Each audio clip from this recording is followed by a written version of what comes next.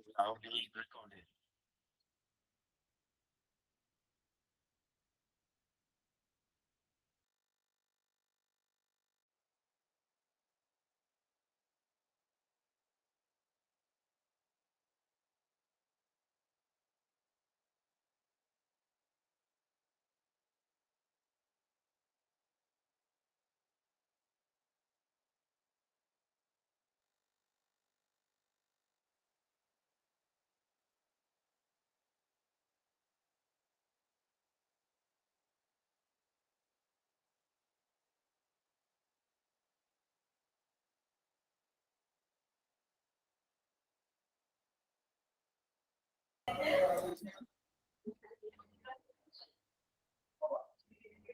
afternoon.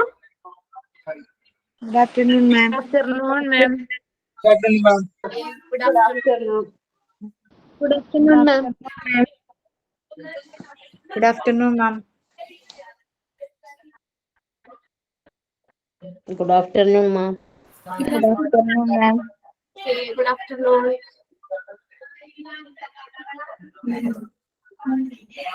Okay, ഇവിടെ ഞാൻ display ചെയ്തേക്ക് നിങ്ങൾക്ക് കാണാൻ പറ്റുന്നുണ്ടോ? Yes, ma'am. കാണുന്നുണ്ടോ?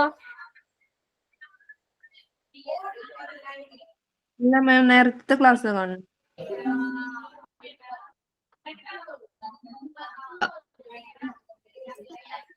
ഇപ്പൊ കാണാൻ പറ്റുന്നുണ്ടോ? Village waste. Village waste. Yes, കാണുന്നുണ്ട് മാം.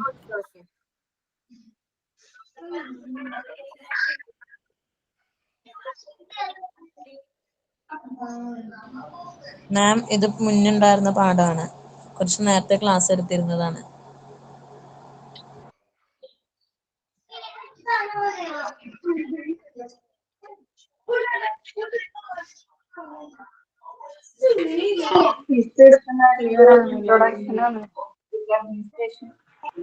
മാം എടുക്കുന്നത് സെക്കൻഡ് ചാപ്റ്റർ ആണ്, ഹിസ്റ്ററി.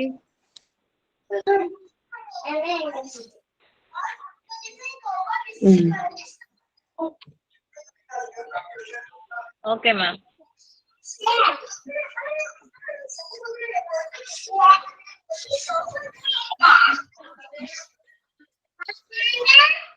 ഓക്കെ, ഇപ്പൊ കാണുന്നില്ലേ നിങ്ങള്? കാണുന്നുണ്ട്. Yes ma'am. ഓക്കെ, അപ്പൊ എല്ലാവരും മ്യൂട്ട് ചെയ്ത് വെക്കാം. വെച്ചാൽ നമുക്ക് ഇനി കുറച്ച് സമയം, 1 മണിക്കൂർ എന്ന് പറഞ്ഞാൽ നമ്മളെ സംബന്ധിച്ച് നമുക്ക് ഒരുപാട് പോർഷൻസ് തീരാനുണ്ട്. അപ്പൊ അതുകൊണ്ട് എന്താ പറയാ, നിങ്ങൾ ഇങ്ങനെ ഇടയ്ക്ക് മ്യൂട്ട് മാറ്റുമ്പോ, അപ്പൊ കഴിഞ്ഞ ക്ലാസ്സിൽ അറിയായിരുന്നു, അവരിടയ്ക്ക് മ്യൂട്ട് ഇത് മാറ്റി കഴിയുമ്പോൾ നമുക്ക് ക്ലാസ്സിൽ എല്ലാവർക്കും ഡിസ്റ്റർബൻസ് ആവും. അപ്പൊ അതുകൊണ്ട് തന്നെ നമ്മള് പിന്നെ ഇവിടുന്ന് നമുക്ക് ഫുൾ മ്യൂട്ട് വെക്കാൻ പറ്റില്ല. വെച്ചാൽ ആ ഒരു ക്ലാസ് നമുക്ക് കറക്റ്റ് ആവില്ല. എനിക്ക് ഇടയ്ക്ക് നിങ്ങളോട് ചോദിക്കണം, നിങ്ങൾ എന്നെ ഫോളോ ചെയ്യുന്നുണ്ടോ? ക്വസ്റ്റ്യൻസ് ആണെങ്കിൽ എനിക്ക് ചോദിച്ചാൽ അങ്ങനെ എനിക്ക് ക്ലാസ് നമുക്ക് എടുക്കാൻ പറ്റുള്ളല്ലോ. അതുകൊണ്ടാണ്. അപ്പൊ നിങ്ങൾ എല്ലാവരും ആദ്യം തന്നെ പറയട്ടെ, ഇതൊന്നും മ്യൂട്ട് ചെയ്ത് വെക്കുക കേട്ടോ. ഓക്കെ, അപ്പൊ നമ്മൾ കഴിഞ്ഞ ക്ലാസ്സിൽ നമ്മൾ ഇൻട്രൊഡക്ഷൻ ആണ് പറഞ്ഞത്. ഇതിൽ വേറെ ഒന്നും ഉണ്ടായിരുന്നില്ല. ജസ്റ്റ് എന്താണ് നമുക്ക് ഹോസ്പിറ്റൽ എന്താണെന്നുള്ള ഒരു ഡെഫിനിഷനും WHO world health organisation hospital എന്ന് നൽകിയ ഡെഫിനിഷനാണ് നമ്മൾ നോക്കിയത് അല്ലെ. ഇന്ന് നമ്മൾ സെക്കൻഡ് ചാപ്റ്റർ ആണ് നോക്കുന്നത്, ഹിസ്റ്ററി ഓഫ് ഹോസ്പിറ്റൽസ്. ഇത് തുടങ്ങി നിങ്ങൾക്ക് മോക്ക് ടെസ്റ്റിന് ക്വസ്റ്റ്യൻസ് വരും കേട്ടോ. ഈ ചാപ്റ്ററിന്റെ മുതൽ, രണ്ടാമത്തെ ചാപ്റ്റർ മുതൽ നിങ്ങൾക്ക് കിട്ടും. നമുക്ക് നോക്കാം ഹിസ്റ്ററി ഓഫ് ഹോസ്പിറ്റൽസ്. അപ്പൊ ഹോസ്പിറ്റലിന്റെ ആ ചരിത്രം, പഴയതിൽ നിന്നും ഇന്നത്തെ ഒരു ഹോസ്പിറ്റലിലേക്ക്, ഒരു മോഡേൺ ഹോസ്പിറ്റലിലേക്ക് എത്തപ്പെട്ടത് വരെയുള്ള ഹോസ്പിറ്റലിന്റെ ഹിസ്റ്ററിയാണ് ഈ സെക്കൻഡ് ചാപ്റ്ററിൽ പറയുന്നത്. അതിൽ എന്ന് പറഞ്ഞു കൊടുത്തിട്ടുണ്ട് നോക്കിയേ, ഹോസ്പിറ്റൽ ഓഫ് ഏർലി ഇറ BC 500 AD. AD 500 വരെയുള്ള പണ്ടത്തെ ആദിമ ഹോസ്പിറ്റലിന്റെ ഒരു ഹിസ്റ്ററിയാണ് ഇവിടെ പറഞ്ഞേക്കുന്നത്. ഇത് ഹിസ്റ്ററി ആയതുകൊണ്ട് തന്നെ ജസ്റ്റ് ഒന്ന് വായിച്ച് നമുക്ക് മീനിങ് പറഞ്ഞ് അങ്ങനെ പോകാം കേട്ടോ. ഓക്കെ, നോക്കാം. അപ്പോ നമ്മൾ ഇപ്പൊ AD 500 വരെയുള്ള ഹോസ്പിറ്റൽസിന്റെ, പഴയ ഹോസ്പിറ്റലിന്റെ ഹിസ്റ്ററിയാണ് നമ്മൾ നോക്കുന്നത്. അതിനകത്ത് ഫസ്റ്റ് പാരഗ്രാഫ് നോക്കിയേ. Early the medical treatment was always recognized as religious services and ceremonies. പണ്ട് കാലങ്ങളില് ഈ ട്രീറ്റ്മെന്റ് എന്ന് പറയുന്നത് റിലീജിയസ് സർവീസസ് എന്ന് പറഞ്ഞാൽ മതപരമായിട്ടുള്ള സേവനങ്ങള്, ആൻഡ് സെറിമണീസ്. സെറിമണീസ് എന്ന് പറഞ്ഞ ചടങ്ങുകൾ.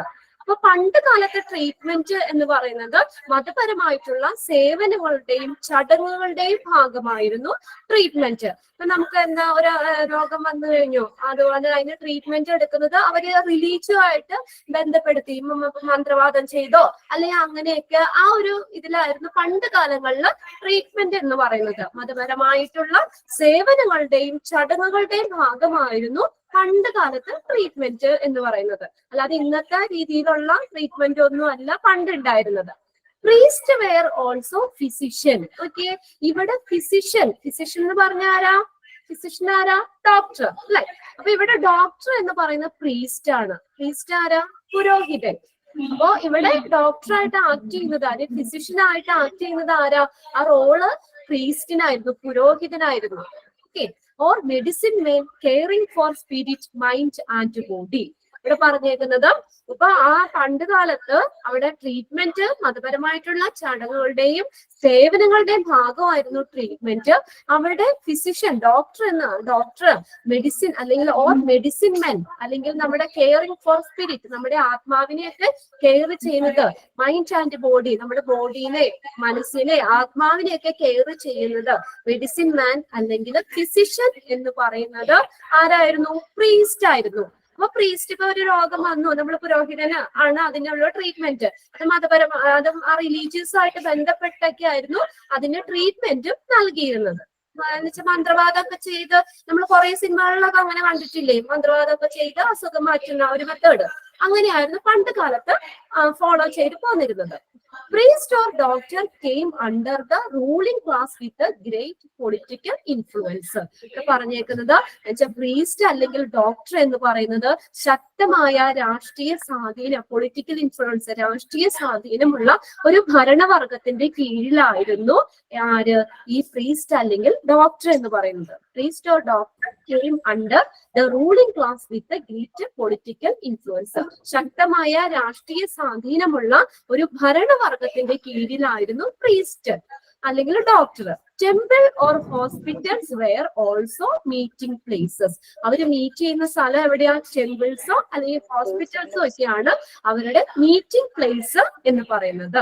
ഓക്കെ, ഇനി നെക്സ്റ്റ് ഈ ഹോസ്പിറ്റൽസ് ഓഫ് ഏർലി ഇയർ എല്ലാ ഹോസ്പിറ്റൽസിനെ നമുക്ക് 5 ആയിട്ടാണ് നമുക്ക് ക്ലാസിഫൈ ചെയ്തിരിക്കുന്നത്. First Mesopotamian hospitals, second Greek hospitals, third Roman hospitals, fourth Arabic hospitals, fifth Indian hospitals. അപ്പൊ ഇവിടെ ചോദിക്കാം ഈ ഏർലി ഇയറിലുള്ള ഹോസ്പിറ്റൽസ് എത്ര ഹോസ്പിറ്റൽസ് ഉണ്ട്? 5. ഏതൊക്കെയാണ്? ഏതൊക്കെ ഹോസ്പിറ്റൽസാ? Mesopotamian hospital, Greek Roman hospital, Arabian hospital, Indian hospital. ഈ മെസോപ്പൊട്ടാമിയൻ ഹോസ്പിറ്റൽസ് എന്ന് പറയുന്നത് അവിടെ നോക്കിയേ, medicine as an organised being first appeared 4000 years ago in the ancient region of Southwest Asia known as Mesopotamia. ഒരു മെഡിസിൻ ആദ്യമായിട്ട് ഓർഗനൈസ് ചെയ്തത്, first appear ചെയ്തത് ഏകദേശം 4000 വർഷങ്ങൾക്ക് മുമ്പ് എവിടെയാന്ന് പറഞ്ഞേക്കുന്നേ? South west Asia, ancient region, തെക്ക് പടിഞ്ഞാറൻ ഏഷ്യയില് ഒരു മെസോപ്പൊട്ടാമിയ എന്ന് പറഞ്ഞ സ്ഥലത്താണ് ഫസ്റ്റ് ഏകദേശം 4000 വർഷങ്ങൾക്ക് മുമ്പ് ആദ്യമായിട്ട് മെഡിസിൻ അപ്പിയർ ആയത്, പ്രത്യക്ഷപ്പെട്ടത്. Okay, the medicine as an organized being first appeared 4000 years ago in the ancient region of Southwest Asia known as Mesopotamia. അപ്പൊ ആദ്യമായിട്ട് മെഡിസിൻ അപ്പിയർ ചെയ്തത് എവിടെയാണ്?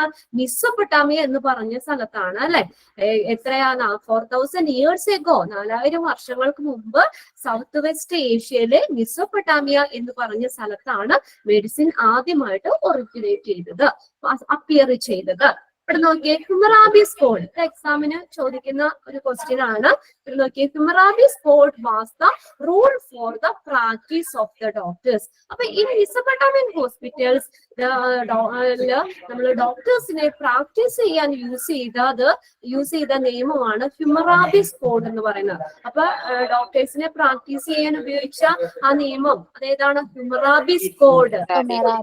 ഹ്യൂമറാബിസ് കോഡ് അതാണ് ഡോക്ടേഴ്സിനെ പ്രാക്ടീസ് ചെയ്യാൻ ഉപയോഗിച്ചത്. ഈ ഹ്യൂമറാബിസ് കോഡ് എന്ന് പറഞ്ഞ one of the earliest code in Babylonian legal text. Babylonian legal ടെക്സ്റ്റിൽ എഴുതിയിട്ടുള്ള ഒരു പുരാതനമായിട്ടുള്ള ഒരു ഏർലിയസ്റ്റ് കോഡാണ് ഹ്യൂമറാബിസ് കോഡ് എന്ന് പറയുന്നത്. ഈ ഹ്യൂമറാബിസ് കോഡാണ് ഇവിടെ മെസൊപ്പൊട്ടാമിയൻ ഹോസ്പിറ്റൽസിൽ ഡോക്ടേഴ്സിനെ പ്രാക്ടീസ് ചെയ്യാൻ വേണ്ടി ഉപയോഗിച്ചത്. ഓക്കെ, അവർ ആ നിയമമാണ്, ആ ഒരു കോഡാണ്, ആ ടെക്സ്റ്റ് ആണ് അവര് ഡോക്ടേഴ്സ് പ്രാക്ടീസ് ചെയ്യാൻ ഉപയോഗിച്ചിരുന്നത്. ഓക്കെ, അപ്പൊ അതിനകത്ത് എങ്ങനെ ചോദിക്കാം, in which of the following hospitals Hammurabi's code existed? ഏത് ഹോസ്പിറ്റലിലാണ് ഹ്യൂമറാബിസ് കോഡ് നിലനിന്നത്? ഏത് ഹോസ്പിറ്റൽസിൽ നമ്മൾ പറഞ്ഞു ഹ്യൂമറാബിസ് കോഡാണ് അവിടെ ഡോക്ടേഴ്സിനെ പ്രാക്ടീസ് ചെയ്യാൻ ഉപയോഗിച്ചിരുന്നത്. അല്ലെങ്കിൽ ഈ ഹ്യൂമറാബിസ് കോഡ് യൂസ് ചെയ്തത് ഏത് ഹോസ്പിറ്റലിലാണ്? ഏത് ഹോസ്പിറ്റലിലാണ്? മെസൊപ്പൊട്ടാമിയൻ ഹോസ്പിറ്റൽസിലാണ് ഹ്യൂമറാബിസ് കോഡ് യൂസ് ചെയ്തത്. First recorded prescription came from Zumar in ancient Babylonian. ഇവിടെ എന്ന് പറഞ്ഞ ചരിത്രത്തില് ആദ്യമായിട്ട് രേഖപ്പെടുത്തിയിട്ടുള്ള പ്രിസ്ക്രിപ്ഷൻ എന്ന് പറയുന്നത് എവിടെയാണ് കെയിം ഫ്രം വന്നത്? സുമറിലാണ്. ആ ഒരു വേർഡും കൂടി നോക്കുക. First recorded prescription came from dash. എവിടെ നിന്നാ വന്നത്? ചരിത്രത്തിൽ ആദ്യമായിട്ടുള്ള റെക്കോർഡഡ് പ്രിസ്ക്രിപ്ഷൻ വന്നത് സുമറിലാണ്. Sumer in ancient Babylonian. Ancient ബാബിലോണിയനിലെ സുമർ എന്ന് പറഞ്ഞ സ്ഥലത്താണ് ചരിത്രത്തിൽ ആദ്യമായിട്ടുള്ള പ്രിസ്ക്രിപ്ഷൻ രേഖപ്പെടുത്തിയത്. ഓക്കെ, പാരഗ്രാഫ് ക്ലിയർ ആയോ? ക്ലിയർ?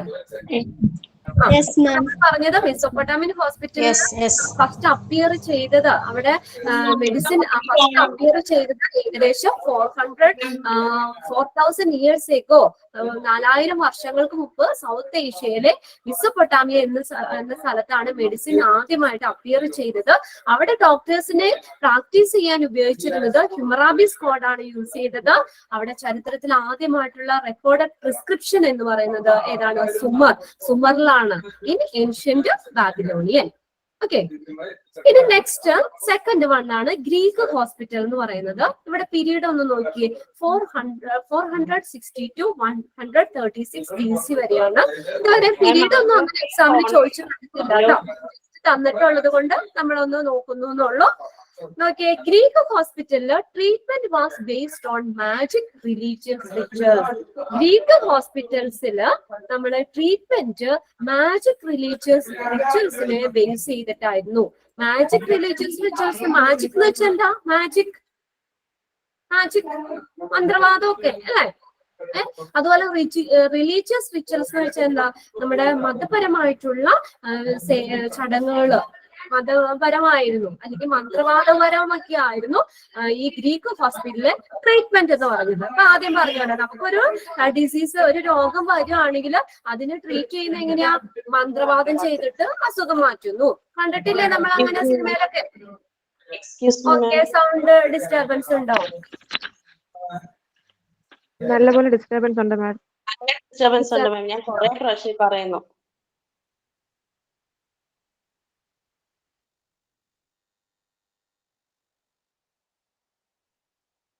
ഇപ്പൊ ക്ലിയർ ആണോ? ആ, ഓക്കെ. അപ്പൊ സെക്കൻഡ് നമ്മൾ പറഞ്ഞത് നോക്കാം, ഗ്രീക്ക് ഹോസ്പിറ്റൽസ് ആണ്. ഇവിടെ ട്രീറ്റ്മെന്റ് തികച്ചും മന്ത്രവാദപരവും അതുപോലെ തന്നെ മതപരമായിട്ടുള്ള കാര്യങ്ങളിൽ നിന്ന്, മതപരമായിട്ടുള്ള ചടങ്ങുകളെ അടിസ്ഥാനമാക്കിയായിരുന്നു ഇവിടെ ട്രീറ്റ്മെന്റ്. അപ്പൊ രോഗം വന്നു കഴിഞ്ഞാൽ കുറച്ച് മന്ത്രവാദമൊക്കെ ചെയ്യുന്ന ഒരു അസുഖം മാറ്റുന്ന രീതിയായിരുന്നു അവിടെ എന്ന് പറയുന്നത്. അപ്പൊ അവിടെ ഹിപ്പോക്രാറ്റസ്, അദ്ദേഹം the father of medicine. അപ്പൊ who is the father of medicine? ആരാണ്? ഹിപ്പോക്രാറ്റസ് എന്ത് ചെയ്തു? അദ്ദേഹം ഈ മെഡിസിനില്, ഈ ട്രീറ്റ്മെന്റിന് ഒരു logical non religious approach to the medicine approach കൊണ്ടുവന്നു. തികച്ചും അപ്പൊ അദ്ദേഹം പറഞ്ഞു ഇങ്ങനെ എന്താ പറയാ ഈ മാജിക് ഇങ്ങനെ മന്ത്രവാദം ചെയ്തുകൊണ്ടോ അല്ലെങ്കിൽ ഇങ്ങനെയുള്ള ഇതുകൊണ്ടൊന്നും രോഗങ്ങൾ വരുമില്ല, അതുപോലെ അതിനെ ട്രീറ്റ് ചെയ്യാനൊന്നും പറ്റില്ല എന്നുള്ള രീതിയിലേക്ക് വന്നു. അദ്ദേഹം പറഞ്ഞത് ഹിപ്പോക്രാറ്റസ് എന്താ പറഞ്ഞതെന്ന് ചോദിച്ചാൽ പരിസ്ഥിതി പ്രശ്നങ്ങൾ കൊണ്ടും ജീവിതശൈലി കൊണ്ടും ഒക്കെയാണ് നമുക്ക് ഡിസീസ് വരുന്നത് എന്നുള്ളതിലേക്ക് വന്നു.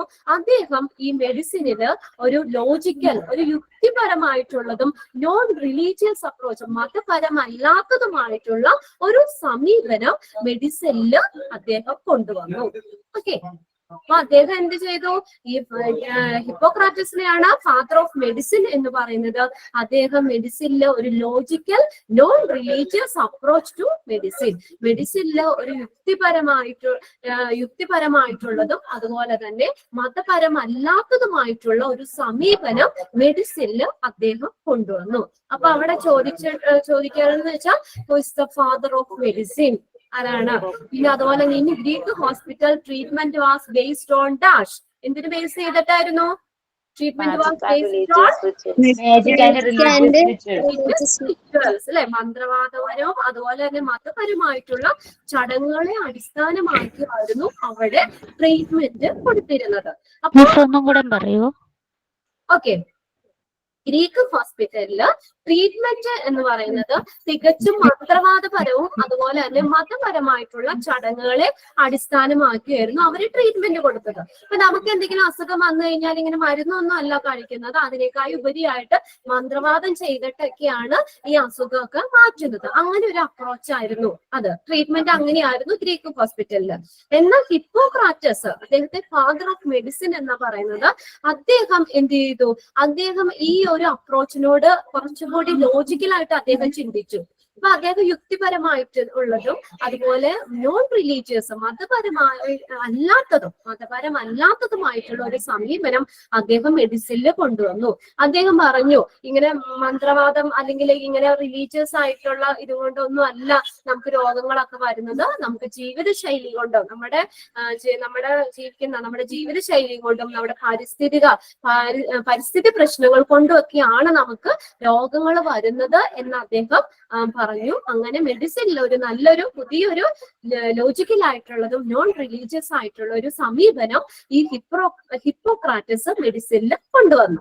ഓക്കെ, ഇനി നെക്സ്റ്റ് തേർഡ് എന്ന് പറഞ്ഞാൽ റോമൻ ഹോസ്പിറ്റൽ ആണ്. റോമൻ ഹോസ്പിറ്റൽ എന്ന് പറഞ്ഞാൽ by first century BC the Roman was the first to make the institutional care of the sick and injured. Okay, ഈ BC 1-ാം നൂറ്റാണ്ടോട് കൂടി റോമാക്കാരാണ് ഈ സിക്കായിട്ടുള്ളവർക്കും ഇഞ്ചുറി സംഭവിച്ചിട്ടുള്ളവർക്കും വേണ്ടിയിട്ട് ഒരു ഫസ്റ്റ് ഇൻസ്റ്റിറ്റ്യൂഷണൽ കെയർ കൊണ്ടുവന്നത്. അപ്പൊ അവിടെ ചോദിക്കാം അല്ലെങ്കിൽ in which of the following hospitals, ഏത് ഹോസ്പിറ്റലിന്റെ ടൈമിലാണെന്ന് ചോദിക്കാം, ഇൻ വിച്ച് പീരീഡ് എന്നും ചോദിക്കാം കേട്ടോ. In which period first institutional care to make the first institutional care of the sick and injured, അങ്ങനെ ചോദിക്കാം ഉണ്ടോ. അപ്പൊ ഏത് പീരീഡിലാണ് ഇവിടെ ഈ സിക്കായിട്ടുള്ളവർക്കും ഇഞ്ചുറി സംഭവിച്ചിട്ടുള്ളവർക്കും വേണ്ടിയിട്ട് ഒരു ഫസ്റ്റ് ഇൻസ്റ്റിറ്റ്യൂഷണൽ കെയർ കൊണ്ടുവന്നത് റോമൻ പീരീഡിലായിരുന്നു, ആ റോമൻ ഹോസ്പിറ്റലിന്റെ ടൈമിലായിരുന്നു. Military and the slave hospital existed then.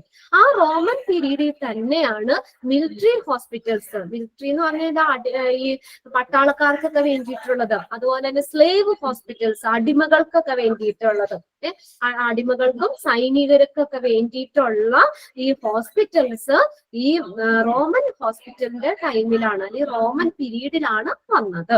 അവിടെ നിന്നും ഒരു ക്വസ്റ്റ്യൻ നമുക്ക് ചോദിക്കാം. ഞാൻ ക്വസ്റ്റ്യൻസ് ഈ ചാപ്റ്ററിന്റെ ലാസ്റ്റ് നിങ്ങൾക്ക് മോക്ക് ടെസ്റ്റ് കൂടാതെ എക്സ്ട്രാ ക്വസ്റ്റ്യൻസ് തന്നതിന് ശേഷമാണ് നെക്സ്റ്റ് ചാപ്റ്ററിലേക്ക് പോകുള്ളൂ കേട്ടോ. അതുകൊണ്ട് ഇപ്പൊ ക്വസ്റ്റ്യൻ ഒന്നും ആരും എഴുതിയെടുക്കണ്ട. ഈ ചാപ്റ്റർ കഴിയുമ്പോൾ നിങ്ങൾക്ക് എല്ലാ ചാപ്റ്റേഴ്സിന്റെയും ഞാൻ ചാപ്റ്റർ കഴിയുമ്പോൾ എക്സ്ട്രാ ക്വസ്റ്റ്യൻസ് തരുന്നുണ്ട് കേട്ടോ. ഓക്കെ, ഇവിടെ ചോദിക്കാം നമുക്ക് in which period military and slave hospital existed. ഏത് പീരീഡിലാ മിലിറ്ററി ഹോസ്പിറ്റൽസും സ്ലേവ് ഹോസ്പിറ്റൽസും ഒക്കെ വന്നത്? ഏത് പീരീഡിലാ? ഓപ്ഷൻ നോക്കി എഴുതാം. റോമൻ പീരീഡ് എന്നാണെങ്കിൽ അങ്ങനെ എഴുതാം, റോമൻ ഹോസ്പിറ്റൽ അങ്ങനെയാണെങ്കിൽ അത് എഴുതാം കേട്ടോ.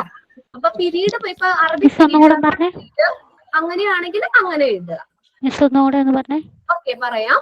ഇവിടെ പറഞ്ഞത് in which period military and slave hospital existed. അങ്ങനെ ചോദിക്കുകയാണെങ്കിൽ പീരീഡ് അല്ലേ അവിടെ ചോദിച്ചേക്കുന്നത്. അപ്പൊ ഓപ്ഷൻസ് നിങ്ങൾ നോക്കുക, റോമൻ പീരീഡ് എന്ന് എഴുതാം. ഓക്കെ, ഇനി നമ്മുടെ ഓപ്ഷൻസ് കിടക്കുന്നതിൽ റോമൻ ഹോസ്പിറ്റൽസ് എന്നാണെങ്കിൽ നമുക്ക് അത് എഴുതാം. കറക്റ്റ്. ഓക്കെ, ക്ലിയർ ആയില്ലേ? ഓക്കെ, ലാസ്റ്റ് ഞാൻ ഈ ക്വസ്റ്റ്യൻസ് ഒക്കെ തരുന്നുണ്ട്. അപ്പൊ പിന്നെ മോക്ക് ടെസ്റ്റിലും ഉണ്ടാവും. അതുകൂടാതെ എക്സ്ട്രാ ക്വസ്റ്റ്യൻസും തരാം. അതൊന്നും ഓർത്ത് നിങ്ങൾ പേടിക്കണ്ട. അപ്പൊ ഹിസ്റ്ററി ആണല്ലോ, അപ്പൊ അതുകൊണ്ട് ഓരോന്നും വായിച്ചൊന്നും മനസ്സിലാക്കി വെക്കാം നമുക്ക് കേട്ടോ. അപ്പൊ തേർഡ് നമ്മൾ റോമൻ ഹോസ്പിറ്റലാ പറഞ്ഞത്. അപ്പൊ BC 1-ാം നൂറ്റാണ്ടോടുകൂടി റോമാക്കാരാണ് ഫസ്റ്റ് ഇൻസ്റ്റിറ്റ്യൂഷണൽ കെയർ കൊണ്ടുവന്നത് സിക്ക് ആയിട്ടുള്ളവർക്കും ഇഞ്ചുറി ആയിട്ടുള്ളവർക്കും വേണ്ടിയിട്ട്. ആ സമയത്ത് തന്നെയാണ് മിലിറ്ററി ഹോസ്പിറ്റൽസും സ്ലേവ് ഹോസ്പിറ്റൽസും എക്സിസ്റ്റ് ആയത്. ഇനി നെക്സ്റ്റ് ഫോർത്ത് എന്ന് പറഞ്ഞ അറബിക് ഹോസ്പിറ്റൽ ആണ്.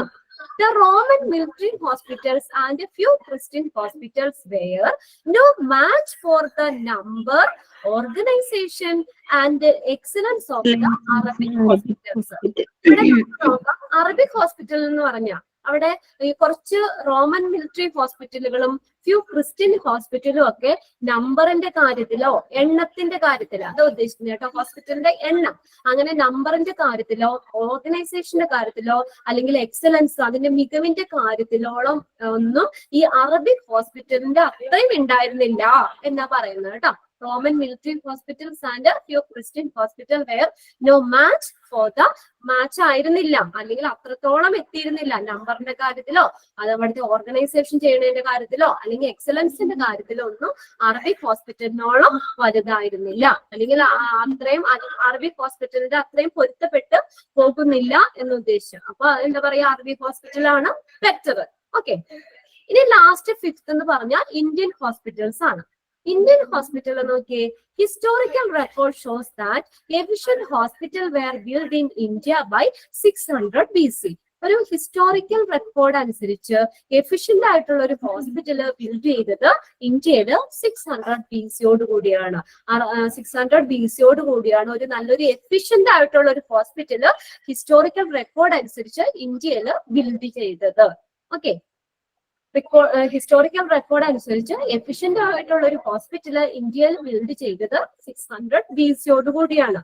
അവിടെ during the George's reign of king Ashoka, മഹാനായ അശോക ചക്രവർത്തിയുടെ കാലഘട്ടത്തിൽ Indian hospitals started to look like modern hospitals. അപ്പൊ ഇന്ത്യൻ ഹോസ്പിറ്റൽ ഒരു മോഡേൺ ഹോസ്പിറ്റൽ ആയിട്ട് അറിയപ്പെട്ടത് ഈ മഹാനായ അശോക ചക്രവർത്തിയുടെ കാലത്താണ് ഇന്ത്യൻ ഹോസ്പിറ്റലുകൾ മോഡേൺ ഹോസ്പിറ്റൽ ആയിട്ട് അറിയപ്പെട്ടിരുന്നത്. അവിടെ നോക്കിയേ, ദി ഫോളോ.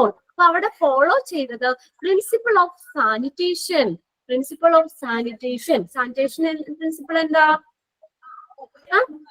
എന്തിനാ സാനിറ്റേഷൻ? എന്തിനാ? പ്രൊട്ടക്ട് ദ ഹ്യൂമൻ ഹെൽത്ത് അല്ലെ, നമ്മുടെ ആരോഗ്യത്തിനെയൊക്കെ പ്രൊട്ടക്ട് ചെയ്യാൻ വേണ്ടിട്ടല്ലേ സാനിറ്റൈസ് ചെയ്യണത്. Sanitation by providing a clean environment, നല്ലൊരു എൻവയോൺമെന്റ് പ്രൊവൈഡ് ചെയ്തുകൊണ്ട് നമ്മുടെ ഹെൽത്തിനെയൊക്കെ പ്രൊട്ടക്ട് ചെയ്യുക, അതാണ് സാനിറ്റേഷൻ പ്രിൻസിപ്പിൾ ഉദ്ദേശിക്കുന്നത്.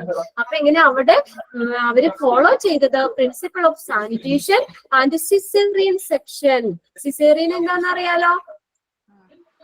സിസേറിയൻ എന്താണെന്ന് അറിയില്ലേ? ഡെലിവറി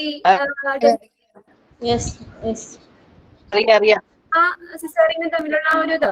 സിസേറിയൻ എന്ന് വെച്ചാൽ the birth is the surgical delivery ആണ്. സർജറി ചെയ്ത് നമ്മുടെ യൂട്രസ് നമ്മുടെ അബ്ഡോമിനൊക്കെ കീറി സർജറി ചെയ്ത് കുട്ടീനെ പുറത്തെടുക്കുന്നതിനാണ് നമ്മൾ സിസേറിയൻ എന്ന് പറയുന്നത്. നോർമൽ ഡെലിവറിയും സിസേറിയനും വ്യത്യാസം ഉണ്ടല്ലോ. സിസേറിയൻ സർജിക്കൽ ഡെലിവറി ആണ് സിസേറിയൻ എന്ന് പറയുന്നത് കേട്ടോ. അപ്പൊ ഇങ്ങനെ അവിടെ എന്ന് പറഞ്ഞാൽ principle of sanitation and caesarean section were operated.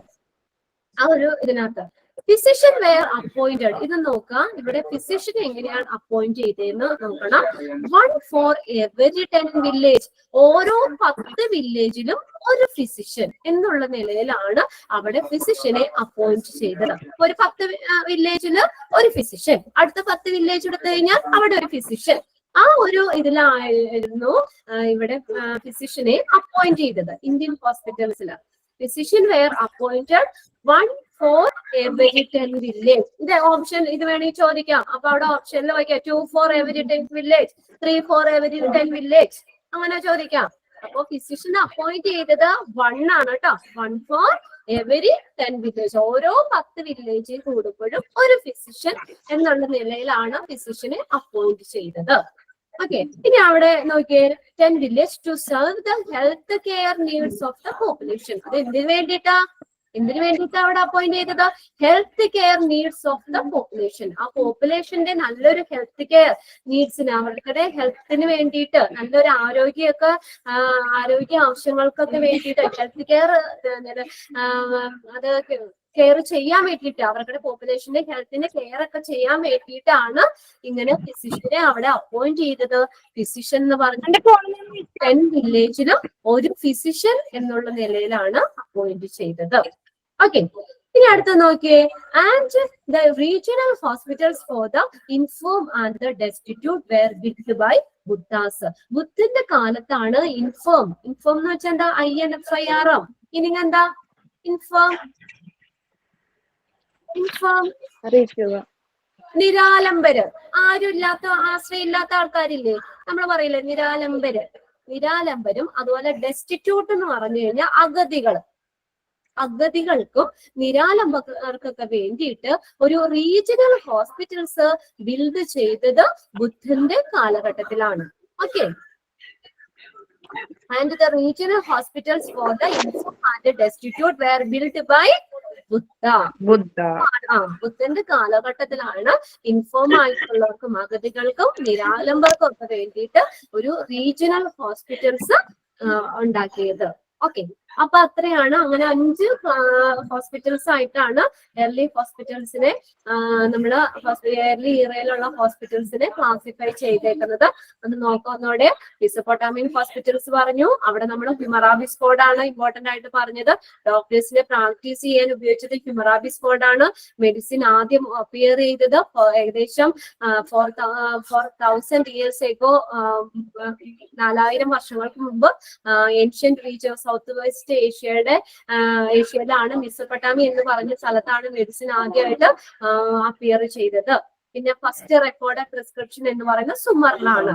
Next Greek hospital. അവിടെ നമ്മൾ ട്രീറ്റ്മെന്റ് എന്തിനു ബേസ് ചെയ്തു എന്നാ പറഞ്ഞേ? എന്തിനു ബേസ് ചെയ്തിട്ടാണ്? Based on magic.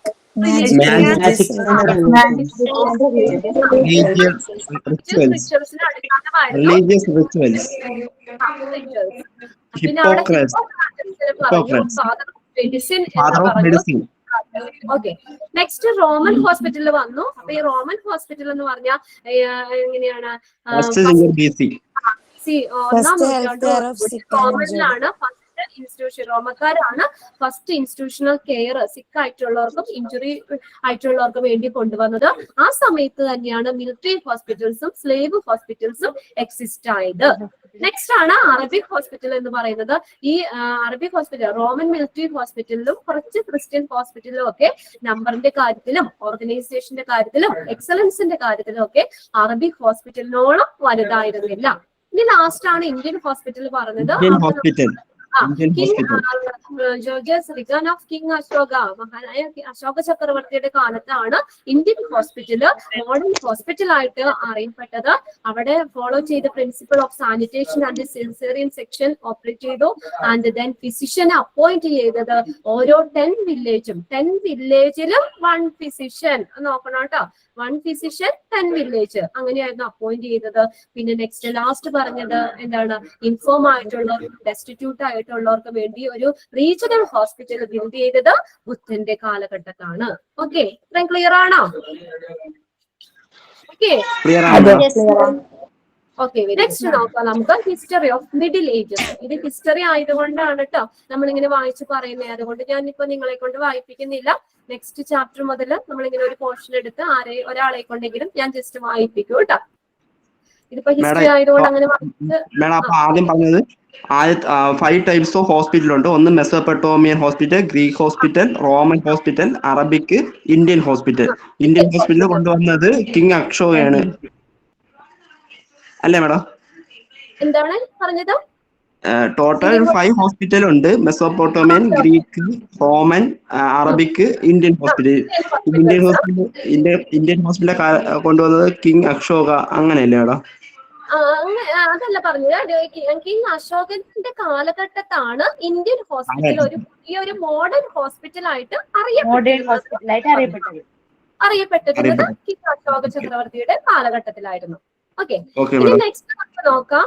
ബി ആണ് ഹോസ്പിറ്റൽ ഓഫ് മിഡിൽ ഏജസ് ആണ്. 500 to 1500 AD വരെ ആ ഒരു ടൈമാണ് ഹോസ്പിറ്റൽ ഓഫ് മിഡിൽ ഏജസിലെ ഹോസ്പിറ്റൽ എന്ന് പറയുന്നത്.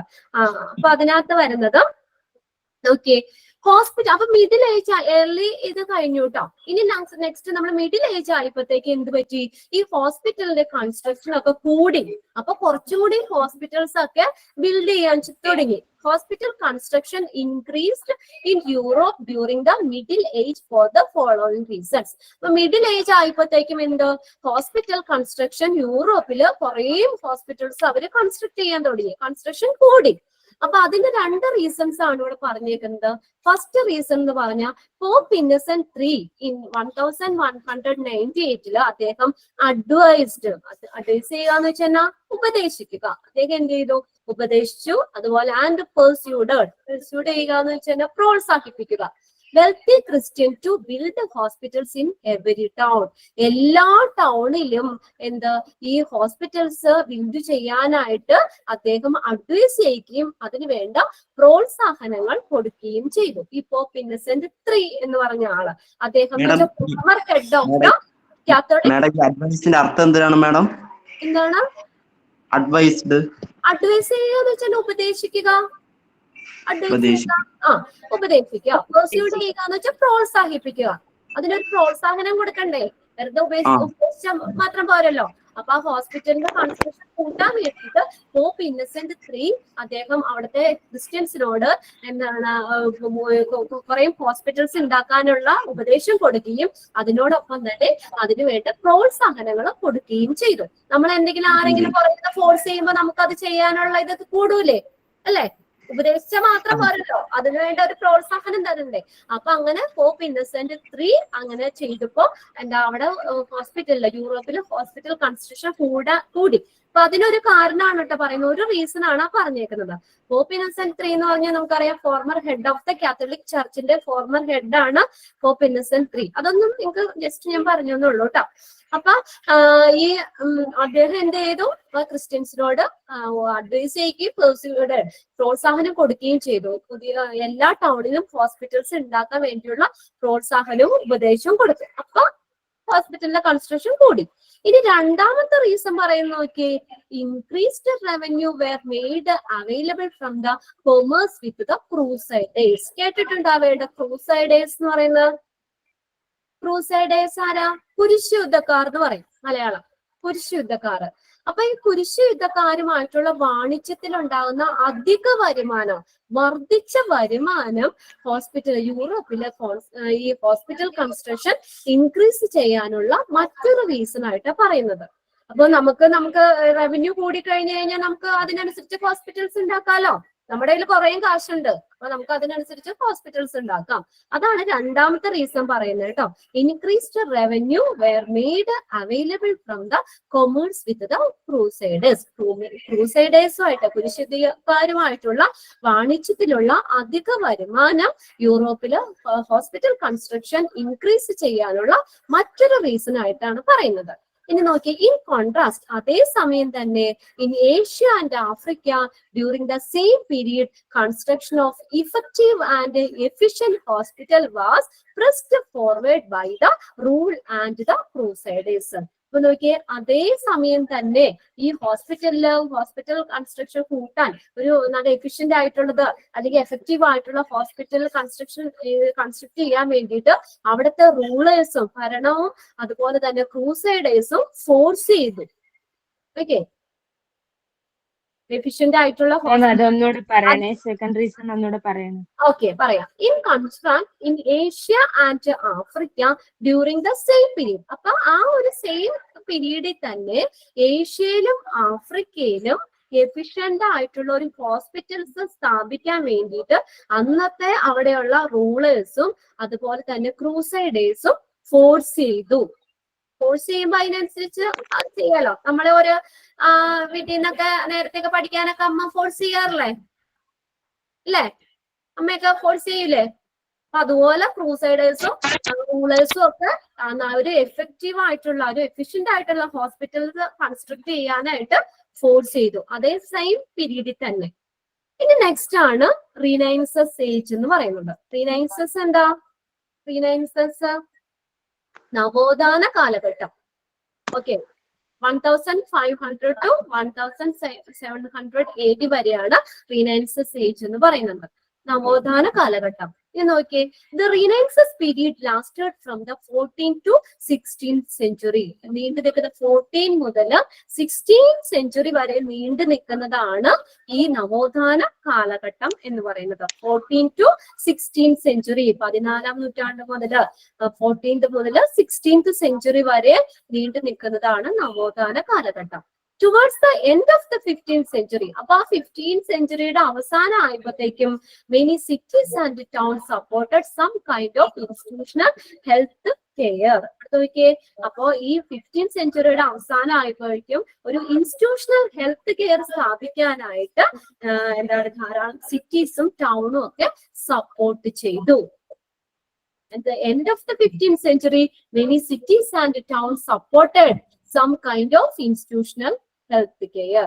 15th centuryയുടെ അവസാനമായപ്പോഴത്തേക്കും ഒരു ഇൻസ്റ്റിറ്റ്യൂഷണൽ ഹെൽത്ത് കെയർ സ്ഥാപിക്കാൻ വേണ്ടിയിട്ട് ചില സിറ്റീസും ടൗൺസും ഒക്കെ എന്ത് ചെയ്തു? ഇതിനു വേണ്ട സപ്പോർട്ട് ചെയ്തു. ഇനി നെക്സ്റ്റ് ഡി എന്ന് പറയുന്നത് മോഡേൺ പീരീഡ് ആണ്. മോഡേൺ പീരീഡ് 1750 to 1950 AD വരെയാണ് മോഡേൺ പീരീഡ് എന്ന് പറയുന്നത്. അവിടെ ഇത് എക്സാമിന് ചോദിക്കുന്ന ഒരു ക്വസ്റ്റ്യൻ ആണ്, നോക്കിക്കോ. The first incorporated hospital in America was the Pennsylvania hospital. എക്സാമിന് പ്രീവിയസ് ഇയറിൽ ചോദിച്ചിട്ടുള്ള ഒരു ക്വസ്റ്റ്യൻ ആണ്. Which is the first incorporated hospital in America? ഏതാണ് first incorporated hospital? Pennsylvania hospital. Pennsylvania hospital എന്ന് പറയുന്നത്. ഇൻകോർപ്പറേറ്റഡ് എന്ന് പറഞ്ഞാൽ എന്താ? പല ഡിപ്പാർട്ട്മെന്റുകളെയും ഒക്കെ സംയോജിപ്പിച്ചുകൊണ്ടുള്ള ഹോസ്പിറ്റലാണ് ഇൻകോർപ്പറേറ്റഡ് ഹോസ്പിറ്റൽ എന്ന് പറയുന്നത്. അപ്പൊ ഇങ്ങനെ ഫസ്റ്റ് ഇൻകോർപ്പറേറ്റഡ് ഹോസ്പിറ്റൽ അമേരിക്കയില് സ്ഥാപിച്ചത് എന്ന് പറയുന്നത്, അമേരിക്കയിലെ ഫസ്റ്റ് ഇൻകോർപ്പറേറ്റഡ് ഹോസ്പിറ്റൽ എന്ന് പറയുന്നത് പെൻസിൽവേനിയ ഹോസ്പിറ്റൽ ആണ്, ഇൻ ഫിലാഡൽഫിയ. അതെവിടെയാ? സ്ഥലം എവിടെയാ? ഫിലാഡൽഫിയയിലെ പെൻസിൽവേനിയ ഹോസ്പിറ്റൽ ആണ് ഫസ്റ്റ് ഇൻകോർപ്പറേറ്റഡ് ഹോസ്പിറ്റൽ എന്ന് പറയുന്നത്. ഇനി നെക്സ്റ്റ്,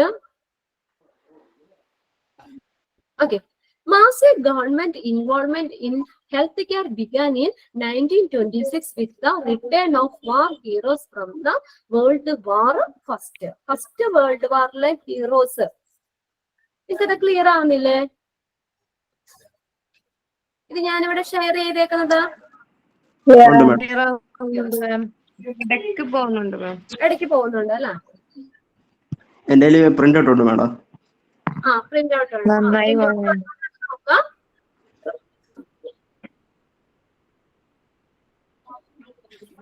ഓക്കെ, ഞാനൊന്ന് കറക്റ്റ് ചെയ്തോട്ടെ. ഫസ്റ്റ് ഇൻകോർപ്പറേറ്റഡ് ഹോസ്പിറ്റൽ, അമേരിക്കയിലെ ഫസ്റ്റ് ഇൻകോർപ്പറേറ്റഡ് ഹോസ്പിറ്റൽ ഫിലാഡൽഫിയയിലാണ്. ഫിലാഡൽഫിയയില് പെൻസിൽവേനിയ ഹോസ്പിറ്റൽ ആണ്. അപ്പൊ അവിടെ massive government involvement health care began in 1926 with the return of war heroes from World War First. First world വാറിലെ ഹീറോസ് അവരുടെ ഗവൺമെന്റുമായിട്ട് കൂടി ചേർന്നിട്ട് ഒരു ഹെൽത്ത് കെയർ ആരംഭിക്കാൻ വേണ്ടിയിട്ട് 1926 പ്രയത്നിച്ചു. ഓക്കെ, ഫസ്റ്റ് വേൾഡ് വാറിലെ ഹീറോസ് ഗവൺമെന്റിന്റെ കൂടെ ചേർന്നിട്ട് ഒരു ഹെൽത്ത് കെയർ ആരംഭിക്കാൻ വേണ്ടിയിട്ട് 1926 പ്രയത്നിച്ചു. ഓക്കെ, ഇനി നെക്സ്റ്റ് ഹോസ്പിറ്റൽ എവല്യൂഷൻ ആണ്. ഹോസ്പിറ്റൽ എവല്യൂഷൻ എന്ന് പറഞ്ഞാൽ അതിനകത്ത് ഇപ്പത്തെ ഒരു സ്റ്റേജിലേക്ക് വന്നില്ലേ, ആ ഒരു ഇത് ഇന്ത്യൻ സെനാരിയോ എന്ന് പറഞ്ഞ രംഗങ്ങള് പ്രീ ഇൻഡിപെൻഡൻസിന് മുന്നുള്ള ഇന്ത്യയിലെ പല പല രംഗങ്ങളാണ്, ഘട്ടങ്ങളൊക്കെ പറഞ്ഞേക്കുന്നത്. അത് 9 പോയിന്റ് ആയിട്ട് അവിടെ കൊടുത്തേക്കുന്നത്. നോക്കിയേ ഫസ്റ്റ് പോയിന്റിൽ തന്നിരിക്കണേ provision of institutional care to the sick was considered as a provisional and spiritual by early rulers. ഒരു പ്രൊവിഷണൽ ആയിട്ടുള്ളതും അതുപോലെ ഒരു സ്പിരിച്വൽ ആത്മീയമായിട്ടുള്ള ഒരു സംരക്ഷണമാണ് ഇൻസ്റ്റിറ്റ്യൂഷൻസ് കൊടുക്കേണ്ടത് എന്നാണ് അന്നത്തെ ഏർലി റൂളേഴ്സ്, അന്നത്തെ ഭരണകർത്താക്കന്മാര് കരുതിയിരുന്നത്. എന്ന് വെച്ചാൽ അവിടെ ഒരു ഇൻസ്റ്റിറ്റ്യൂഷണൽ കെയർ എന്താ അവര് കൊടുക്കേണ്ടത് ഒരു സ്പിരിച്വൽ ആയിട്ട് ഒരു ആത്മീയപരമായിട്ടുള്ളത് ഒരു പ്രൊവിഷൻ വ്യവസ്ഥാപരമായിട്ടുള്ള ഒരു സംരക്ഷണമാണ് കൊടുക്കേണ്ടത്, ഇൻസ്റ്റിറ്റ്യൂഷണൽ കെയർ കൊടുക്കേണ്ടത് എന്നാണ് അന്നത്തെ ഭരണകർത്താക്കന്മാര് കരുതിയിരുന്നത്. അതിനകത്ത് സെക്കൻഡ് വരുന്ന Atreya, the first Indian physician. ഒന്ന് നോക്കണേ, the first Indian physician and teacher who lived in the university of Takshashila. Takshashila university lived in the university of Takshashila എന്ന് പറഞ്ഞാൽ പണ്ട് കാലങ്ങളിൽ ഈ നമ്മളെ ഗുരുവിന്റെ ഗുരുകുലത്തിലൊക്കെ പോയി പഠിക്കുന്ന ഒരു സ്റ്റൈലല്ലേ. അപ്പൊ ആ യൂണിവേഴ്സിറ്റിയിൽ അവിടെ താമസിച്ച് വിദ്യ പറഞ്ഞു കൊടുത്തോണ്ടിരുന്നത് അതാണ് ഉദ്ദേശിക്കുന്നത് കേട്ടോ. അവിടെ ജീവിച്ചിരുന്ന തക്ഷശില യൂണിവേഴ്സിറ്റിയിൽ ജീവിച്ചിരുന്ന പറഞ്ഞാൽ അവിടെ ജീവിച്ചു, അവിടെ താമസിച്ച് കുട്ടികൾക്ക് പറഞ്ഞു കൊടുത്തോണ്ടിരുന്നത് എന്നുള്ളതാണ്. The first Indian physician and teacher who lived in the University of Takshashila. അതാണ് എട്രിയ. അപ്പൊ ചോദിക്കാട്ടോ, the first Indian physician and teacher who lived in the University of Takshashila, Atreya. Next is Sushruta. 6th century BC, Charaka 200 AD. Next ആണ് സിസ്രുതന്റെയും ചാരകന്റെയും ഇതിലേക്ക് വരുന്നത്. സിസ്രുത എക്സാമിന് ചോദിക്കും, the father of surgery. Father of surgery Sushruta. അത് നോക്കിയേ, ഫാദർ ഓഫ് മെഡിസിൻ ആരായിരുന്നു? The father of medicine hypocrites.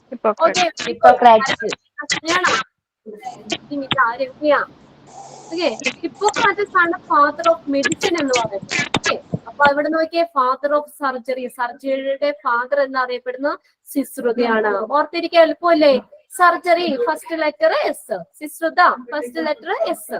ഇനി അത് മാറിപ്പോവാം, ഈ എക്സാമിന് വരുമ്പോ കൺഫ്യൂഷൻ ആവരുത്. അതുകൊണ്ട് ഓർത്തിരിക്കാൻ വേണ്ടിയാണ് പറഞ്ഞത്. ഫാദർ ഓഫ് സർജറി എന്ന് പറയുമ്പോ തന്നെ ഓർക്കുക Sushruta. Father of medicine Hippocrates. Okay, ഏതെങ്കിലും ഒക്കെ മാറി മാറി ചോദിച്ചു കേട്ടോ. ഹിപ്പോക്രാറ്റസ് അതിലുണ്ടാവണോ? എന്തോ Hippocrates father of medicine. Medicine, okay, father of medicine ആണ് ഹിപ്പോക്രാറ്റസ് എന്ന് പറയുന്നത്. ഇനി നോക്കിയേ, father of surgery Greek hospital ടൈമിലല്ലേ പഠിച്ചത്? നമ്മൾ ആദ്യം ഇവിടെ പഠിച്ചു പോകുന്നല്ലോ. പഠിച്ചത് ഇവിടെ നമ്മൾ അത് നോട്ട് ചെയ്ത് വെച്ചിട്ടുണ്ട്. ഗ്രീക്ക് ഹോസ്പിറ്റലില് ഹിപ്പോക്രാറ്റസിനെ കുറിച്ച് പറഞ്ഞു. അദ്ദേഹം ഫാദർ ഓഫ് മെഡിസിൻ എന്ന് പറഞ്ഞു. അദ്ദേഹം മെഡിസിനിൽ ഒരു പുതിയൊരു അപ്രോച്ച് കൊണ്ടുവന്നു. ലോജിക്കൽ നോൺ റിലീജിയസ് അപ്രോച്ച് മെഡിസിനിൽ കൊണ്ടുവന്ന ആളാണ് ഹിപ്പോക്രാറ്റസ്. അതുകൊണ്ട് തന്നെ അദ്ദേഹത്തെ ഫാദർ ഓഫ് മെഡിസിൻ എന്നറിയപ്പെടുന്നു. ഓക്കെ, ഇനി ഫാദർ ഓഫ് സർജറി സിസ്രുതയാണ്. അദ്ദേഹം Indian surgeon known for his outstanding operation and technique and for his influential dissertation സിസ്രുത സംഹിത. അപ്പൊ സിസ്രുത സംഹിത എന്ന് പറഞ്ഞ പ്രബന്ധം, ടെക്സ്റ്റ്, അതുകൊണ്ടും പിന്നെ അദ്ദേഹത്തിന്റെ ഔട്ട്സ്റ്റാൻഡിങ് ഓപ്പറേഷൻ, സർജറിയിലുള്ള വളരെ ഈ അഗാധമായിട്ടുള്ള അറിവും ഇതൊക്കെ കൊണ്ടാണ് അദ്ദേഹത്തെ ഫാദർ ഓഫ് സർജറി എന്ന് അറിയപ്പെടുന്നത്. ഓക്കെ, അദ്ദേഹത്തിന്റെ ഡെസർട്ടേഷൻ ഏതാ? സിസ്രുതന്റെ ഏതാണ്? സുശ്രുത സംഹിത. സിസ്രുത സംഹിത. സിസ്രുത സംഹിത എന്ന് പറയുന്നത് വൈദ്യശാസ്ത്രത്തിന്റെ ഏറ്റവും ഒരു പഴയൊരു ഇതാണ്. സിസ്രുത സംഹിത എന്ന് പറയുന്നത് അദ്ദേഹത്തിന് അതിനകത്ത് ശസ്ത്രക്രിയ, സർജറിനെ കുറിച്ചുള്ള കാര്യങ്ങളാണ് പറഞ്ഞേക്കുന്നത്.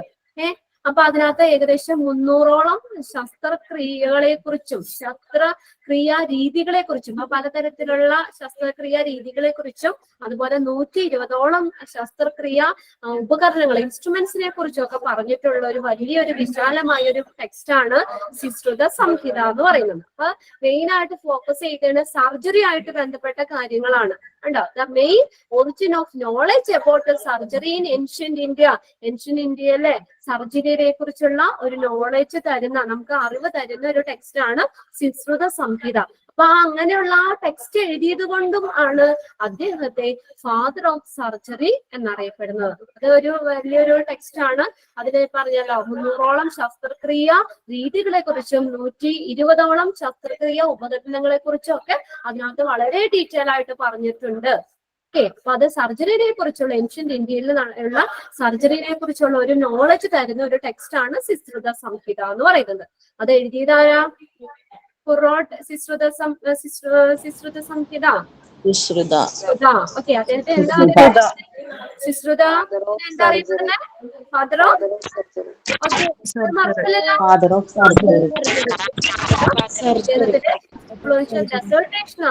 സർജറി സുശ്രുത. സിശ്രുത സംഹിത. നെക്സ്റ്റ് ആണ് ചരക.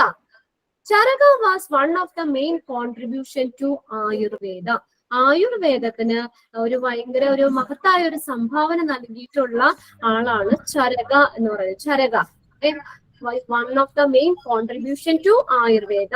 ആയുർവേദ മരുന്നുകളൊക്കെ ആരെങ്കിലും കഴിക്കുന്നുണ്ടോ? ആയുർവേദം കഴിക്കണ്ടോ?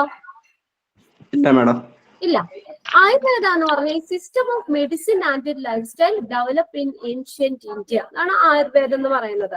പണ്ട് കാലത്ത് ഏറ്റവും തന്നെ ഇന്ത്യയുടെ ഏറ്റവും പുരാതനമായിട്ടുള്ള ഒരു ചികിത്സാ സമ്പ്രദായമാണ് ആയുർവേദം എന്ന് പറയുന്നത്. ആയുർവേദം എന്ന് പറഞ്ഞാൽ ആ മീനിങ് ശരിക്കും ആയുസിന്റെ വേദം എന്നാണ് അതിന്റെ വേർഡിന്റെ മീനിങ് തന്നെ. ആയുസിന്റെ വേദം എന്നാണ്. അതൊന്നും ഇതിനകത്ത് പറയല്ല കേട്ടോ, ഞാൻ ജനറൽ ആയിട്ട് അറിയാൻ വേണ്ടി പറഞ്ഞെന്നുള്ളൂ. ആയുസിന്റെ വേദം എന്നാണ് ആയുർവേദം എന്നതുകൊണ്ട് അർത്ഥമാക്കുന്നത്. ഈ ആയുർവേദ ഇത് ട്രീറ്റ്മെന്റ് അനുസരിച്ച് പറഞ്ഞേക്കുന്നത് നമ്മുടെ ഭൂമിയിലുള്ള എല്ലാ സർവ്വചരാചരങ്ങളും ഉണ്ടായിരിക്കുന്നത് പഞ്ചഭൂതങ്ങൾ കൊണ്ടാണ് ഉണ്ടായിരിക്കുന്നത് പറയുന്നത്. ഓക്കെ, ആരാണ് ആക്കിയത്? അപ്പൊ ഇവിടെ എക്കോ വരും, നമുക്ക് ക്ലാസ് ഡിസ്റ്റർബൻസ് ആവും കേട്ടോ. ഓക്കെ, അപ്പൊ നമ്മ എന്താ പറഞ്ഞ ഈ പ്രപഞ്ചത്തിലുള്ള സർവ്വചരാചരങ്ങളും ഉണ്ടാക്കിയിരിക്കുന്നത് ഈ പഞ്ചഭൂതങ്ങൾ കൊണ്ടാണെന്നാണ് ആയുർവേദം പറയുന്നത്. ഏതൊക്കെയാ പഞ്ചഭൂതാസ്? ഏതൊക്കെയാ പഞ്ചഭൂതാസ്? വായു, വായു, ജലം, എർത്ത്, എയർ, ഫയർ അല്ലെ? ഭൂമി, വായു, ജലം, ആകാശം, അഗ്നി, ഇതൊക്കെയാണ് പഞ്ചഭൂതാസ് എന്ന് പറയുന്നത്. അപ്പൊ ഈ ഭൂമിയിലുള്ള എല്ലാ സർവ്വചരാചരങ്ങളും ഉണ്ടാക്കുന്നത് ഈ പഞ്ചഭൂതങ്ങൾ കൊണ്ടാന്നാ പറയുന്നത്. അതാണ് ശരിക്കും ഈ ആയുർവേദത്തിന്റെ തത്വം എന്ന് പറയുന്നത്, പ്രിൻസിപ്പിൾ എന്ന് പറയുന്നത്. അപ്പൊ ഈ വസ്തുക്കൾ കൊണ്ട് തന്നെയാണ് ശരിക്കും ആയുർവേദത്തില് ഈ ട്രീറ്റ്മെന്റും പറയുന്നത്. അതായത് ഈ ആയുർവേദ സിദ്ധാന്തം അനുസരിച്ച് മനുഷ്യന്റെ ശരീരത്തില് 3 ദോഷങ്ങൾ ഉണ്ടെന്നാ പറയുന്നത്. വാത, പിത്ത, കഫ, അങ്ങനെ 3 ദോഷങ്ങളാ ഉള്ളതെന്ന്. അപ്പൊ ഇതെന്ന് വെച്ചാൽ അതിന്റെ ഒരു സമഗ്രമായിട്ടുള്ള ഒരു അവസ്ഥേനെയാണ് ശരിക്കും ആരോഗ്യം എന്ന് പറയുന്നത്. ഓക്കെ, ദോഷത്തിന്റെയും സമഗ്രമായിട്ടുള്ള അവസ്ഥയാണ് ആരോഗ്യം എന്ന് പറയുന്നത്. ഇതിനകത്ത് ഞാൻ ആയുർവേദത്തിന്റെ ഒരു ചെറിയൊരു നോട്ട് ഞാൻ നിങ്ങൾക്ക് തരാം കേട്ടോ. ഈ ക്ലാസ് കഴിഞ്ഞിട്ട് ഞാൻ തരാം. അപ്പൊ ആയുർവേദം എന്ന് പറഞ്ഞാൽ A system of medicine and life style develop in ancient India. അതാണ് ആയുർവേദം. He is known as the editor of medical treatise named Charaka Samhita. അപ്പൊ ചരകന്റെ ടെക്സ്റ്റ് ഏതാ?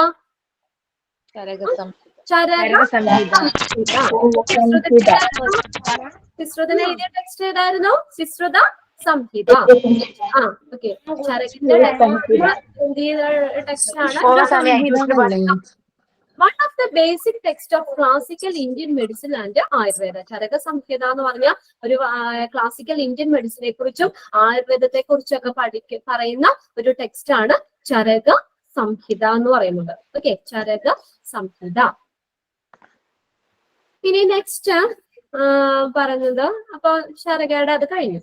നെക്സ്റ്റ് വരുന്നത് can be trace back to Buddha and Ashoka. ബുദ്ധന്റെയും അശോകന്റെയും കാലഘട്ടത്തിലേക്ക് തിരിച്ചു വന്നു. അടുത്ത നെക്സ്റ്റ് വരുന്നത് ഈ സിശ്രുത ചരക ഇത് കഴിഞ്ഞിട്ട് നെക്സ്റ്റ് ബുദ്ധന്റെയും അശോകന്റെയും കാലഘട്ടത്തിലേക്ക് വരികയാണ്. 273 to 232 AD വരെയാണ് ആ ടൈം പീരീഡ് എന്ന് പറയുന്നത്.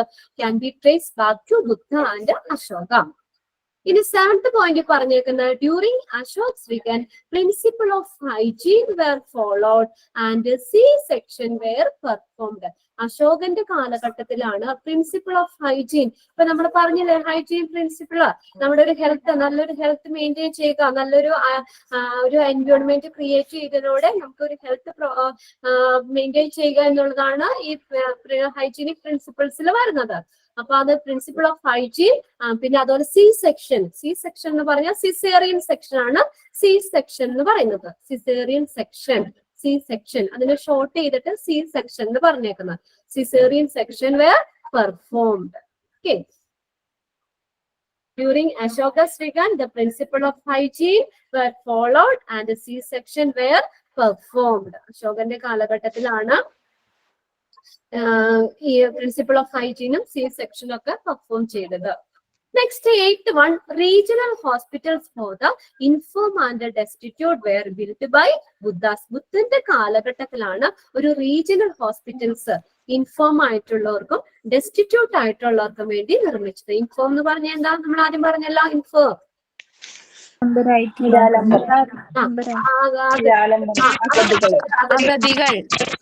പറഞ്ഞ നിരാലംബര്, ആദ്യം ആശ്രയില്ലാത്തവര്, അങ്ങനെയുള്ള അശക്തരായിട്ടുള്ളവർക്കും അഗതികൾക്കും നിരാലംബർക്കും വേണ്ടിയിട്ട് ഒരു റീജിയണൽ ഹോസ്പിറ്റൽ ബിൽഡ് ചെയ്തത് ബുദ്ധന്റെ കാലഘട്ടത്തിലാണ്. Okay, regional hospital for the infirm and destitute were build by the Buddhas. ബുദ്ധന്റെ കാലഘട്ടത്തിലാണ്. ഇനി നെക്സ്റ്റ് 9 പറയുന്ന അക്ബേഴ്സ് പീരീഡ് ആണ്. അക്ബർ പീരീഡ് ആണ് Unani medicine. Okay, Unani medicine എന്ന് കേട്ടിട്ടുണ്ടോ? യുനാനി മെഡിസിൻ കേട്ടിട്ടുണ്ട് അല്ലെ? അപ്പൊ ഫാദർ ഓഫ് യുനാനി എന്ന് പറയുന്നത് ഹിപ്പോക്രാറ്റസ് തന്നെയാണ് കേട്ടോ. ഹിപ്പോക്രാറ്റസ് ആണ് ഫാദർ ഓഫ് യുനാനി എന്ന് പറയുന്നത്.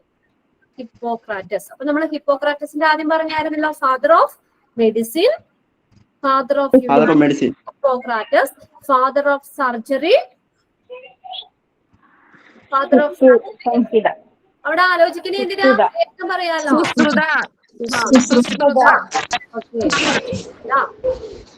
father of Ayurveda,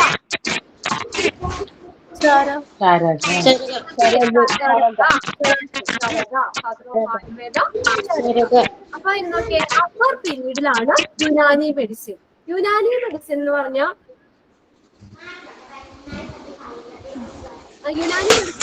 അത് നമ്മൾ ഫാദർ പറഞ്ഞല്ലോ, ഫാദർ ഓഫ് യുനാനി എന്ന് പറയുന്ന ഹിപ്പോക്രാറ്റസ് ആണെന്ന് പറഞ്ഞു. ഇത് ഗ്രീക്കിൽ നിന്നും വരുന്ന ഒരു വൈദ്യശാസ്ത്രമാണ് യുനാനി എന്ന് പറയുന്നത്. ഗ്രീക്കിൽ നിന്ന് വന്ന ഒരു വൈദ്യശാസ്ത്രമാണ് യുനാനി. ഈ യുനാനി പറയുന്നത്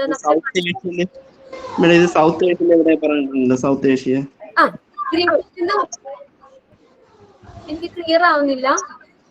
സൗത്ത് ഏഷ്യ.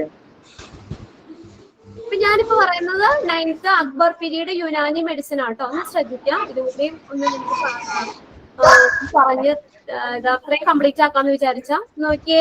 അപ്പൊ ഗ്രീക്കിൽ നിന്ന് വരുന്ന ഒരു വൈദ്യശാസ്ത്രമാണ് നമുക്ക് യുനാനി. യുനാനി പറയുന്നത്, യുനാനി ഇതനുസരിച്ച് ചികിത്സ അനുസരിച്ച് പറയുന്നത് മനുഷ്യ ശരീരത്തില് 4 ദ്രവങ്ങളാണ് ഉള്ളതെന്നാ പറയുന്നത്. ഓക്കെ, മനുഷ്യ ശരീരത്തില് 4 ദ്രവങ്ങളാണുള്ളത്. അത് രക്തം, ബ്ലഡ്. സെക്കൻഡ് വൺ ഫ്ലം, കഫം എന്ന് പറയും, PHELGM, ഫ്ലം, കഫം. നെക്സ്റ്റ് പിത്തം, ബൈല്, BILE. നെക്സ്റ്റ് കറുത്ത പിത്തം, ബ്ലാക്ക് ബൈല്. ഇതാണ് യുനാനി അറിയുന്നത്. 4 components. System said that 4 components are seen in the human body. നമ്മുടെ ബോഡിയിലെ 4 കമ്പോണൻസ് അല്ലെങ്കിൽ 4 ദ്രവങ്ങളാണ് ഉള്ളതെന്നാണ് യുനാനി ട്രീറ്റ്മെന്റ് പറയുന്നത്. അപ്പൊ അതേതൊക്കെയാ? ബ്ലഡ് ഉണ്ട്, ഫ്ലം, കഫം ഉണ്ട്, ബൈലുണ്ട്, ബ്ലാക്ക് ബൈലുണ്ട്. ഇങ്ങനെ 4 ദ്രവങ്ങളാണ് ഉള്ളത്. 4 കമ്പോണൻസ് ആണ് ഉള്ളത്. ഇതിന്റെ അളവിലോ അല്ലെങ്കിൽ അതിന്റെ ക്വാണ്ടിറ്റി വ്യത്യാസപ്പെടാം, അല്ലെങ്കിൽ എന്തെങ്കിലും സ്വഭാവത്തിലൊക്കെ എന്തെങ്കിലും വ്യത്യാസങ്ങൾ, അതിലെ ഏറ്റക്കുറച്ചിലുകൾ വരുമ്പോഴാണ് രോഗം ഉണ്ടാകുന്നത് എന്നാണ് ഈ യുനാനി പറയുന്നത്. ഓക്കെ, ഇതിന്റെ അളവിലോ സ്വഭാവത്തിലോ എന്തെങ്കിലും ഏറ്റക്കുറച്ചിലൊക്കെ ഉണ്ടാകുമ്പോഴാണ് രോഗം ഉണ്ടാകുന്നത് എന്നാ പറയുന്നത്. അപ്പൊ ആദ്യം ഇവരെന്താ ചെയ്യുന്നതെന്ന് വെച്ചാൽ രോഗം എങ്ങനെ ഉണ്ടായി എന്ന് കണ്ടെത്തും. ഇപ്പൊ നമ്മളെ ബ്ലഡിന്റെ അളവ് കുറവാണോ, അല്ലെങ്കിൽ പിന്നെ പിത്തം ബൈല് അത് കുറവാണോ അല്ലെങ്കിൽ കൂടുതലാണോ എങ്ങനെയുള്ളതാണെന്ന് കണ്ടുപിടിക്കും. ആദ്യം ഈ യുനാനി ട്രീറ്റ്മെന്റിൽ ചെയ്യുന്നതെന്ന് വെച്ചാൽ ആദ്യം ഇതില് എന്താണ് എങ്ങനെയാ രോഗം ഉണ്ടായെന്ന് കണ്ടെത്തിയിട്ട് എന്നിട്ട് ഈ 4 കമ്പോണൻസും 4 സംഗതികളും ബാലൻസ് ആക്കും. ഇപ്പൊ ബ്ലഡിന്റെ അളവ് കൂടുതലാണെങ്കിൽ അത് കുറയ്ക്കും, ബ്ലഡിന്റെ അളവ് കുറവാണെങ്കിൽ അത് കൂട്ടും. അങ്ങനെ അത് എന്ത് ചെയ്യും, ആ 4 കമ്പോണൻസും മെയിൻറ്റെയിൻ ചെയ്ത് പോകണം, ബാലൻസ് ആവണം. അങ്ങനെ ബാലൻസ് ആക്കാൻ വേണ്ടി, ബാലൻസ് ശരിയാക്കാൻ വേണ്ടി ചികിത്സിക്കുന്ന ഒരു വൈദ്യശാസ്ത്രമാണ് യുനാനി എന്ന് പറയുന്നത്. ഇതിനകത്ത് നമ്മൾ മെഡിസിൻ ആയിട്ട് യൂസ് ചെയ്യുന്നത് പച്ചമരുന്നുകൾ തന്നെയാണ്. ഓക്കെ, പച്ചമരുന്നുകൾ തന്നെയാണ്. ആയുർവേദമൊക്കെ ചെയ്യുന്ന പോലെ പച്ചമരുന്നുകൾ തന്നെയാണ് ഇതിനകത്ത് മെഡിസിൻ ആയിട്ട് കൊടുക്കുന്നത്. ഈ മരുന്നുകൾ എന്നിട്ട് നമുക്ക് എന്താ പൊടിച്ചിട്ട് വേണമെങ്കിൽ കഴിക്കാം, അല്ലെങ്കിൽ കഷായമായിട്ടോ അല്ലെങ്കിൽ ഗുളിക പോലെ ആക്കോ അങ്ങനെ എന്തെങ്കിലും എടുക്കാം. ഇതാണ് യുനാനി ട്രീറ്റ്മെന്റ് എന്ന് പറയുന്നത്. ഇനി ഇപ്പോ നമുക്ക് ഏകദേശം ക്ലാസ് വൈൻഡപ്പ് ചെയ്യാൻ സമയമായി. അതുകൊണ്ട് ഞാൻ നെക്സ്റ്റ് ക്ലാസ്സിൽ ഈ ആയുർവേദത്തെ കുറിച്ചും യുനാനി ട്രീറ്റ്മെന്റിനെ കുറിച്ചും ചെറിയൊരു ഷോർട്ട് നോട്ട് നെക്സ്റ്റ് ക്ലാസ്സിൽ ഞാൻ തരാട്ടോ. Okay okay ma'am. ഓക്കെ. അപ്പോ ഇന്ന് നമ്മൾ പഠിച്ചത് ഹിസ്റ്ററിയാണ്. നമ്മൾ പഠിച്ചത് ഹിസ്റ്ററി ഓഫ് ഹോസ്പിറ്റൽസ് ആണ്. ഫസ്റ്റ് നമ്മൾ നോക്കിയത് ഹോസ്പിറ്റൽ ഓഫ് ഇയർലി ഹോസ്പിറ്റൽസ് ആണ്. അതിൽ നമ്മൾ 5 ഹോസ്പിറ്റൽസ് ആയിട്ട് ക്ലാസിഫൈ ചെയ്തിട്ടുണ്ടെന്ന് പറഞ്ഞു അല്ലെ? ഞാൻ പറയട്ടെ madam. Hospital, Roman hospital, Arabic hospital, Indian hospitals, ഇങ്ങനെ 5 ഹോസ്പിറ്റലായിട്ട് ക്ലാസിഫൈ ചെയ്തിട്ടുണ്ട്. ഹോസ്പിറ്റൽ ഓഫ് എയർലി ഇയറയിലെ ഹോസ്പിറ്റൽസ്.